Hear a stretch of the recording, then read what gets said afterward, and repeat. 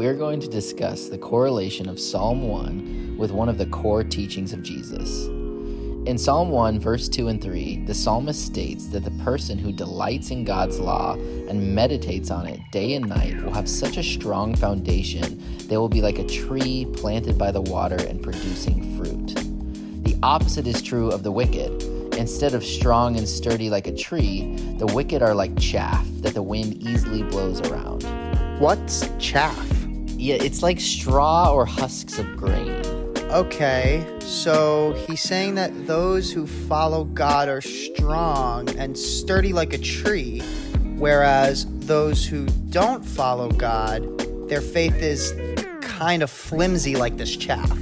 Exactly. And now Jesus does something very similar in his famous Sermon on the Mount. Oh yeah, doesn't Jesus say that whoever hears his words and puts them into practice is like someone who builds his house on a rock? Kind of like a tree, a rock is also sturdy and firm. Right, and this is kind of a bold claim, because the psalmist's foundation is strong only because he meditates on God's law. Now Jesus says if you hear his words and you put them into practice, you will have a strong foundation. So Jesus is essentially putting his words and teachings on the same level as the law of God.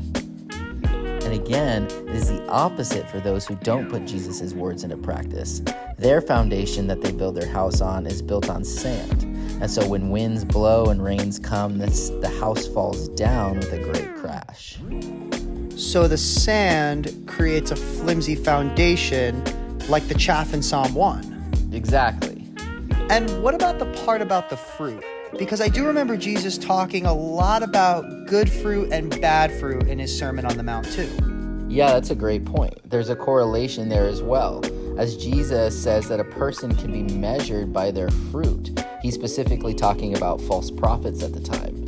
And he says that a good tree will bear good fruit and a bad tree will bear bad fruit. In other words, the fruit will give you an indication of what kind of tree is bearing that fruit.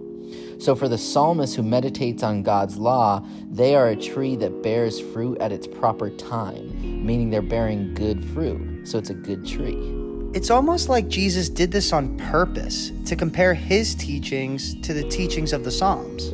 Right. It seems like he's riffing on Psalm 1 here to make his point even clearer. He's saying that his teachings bear fruit. His teachings, when followed, lead to a firm foundation. His teachings are worth meditating on day and night, just like God's law before him. Wow. The Bible be Bibling.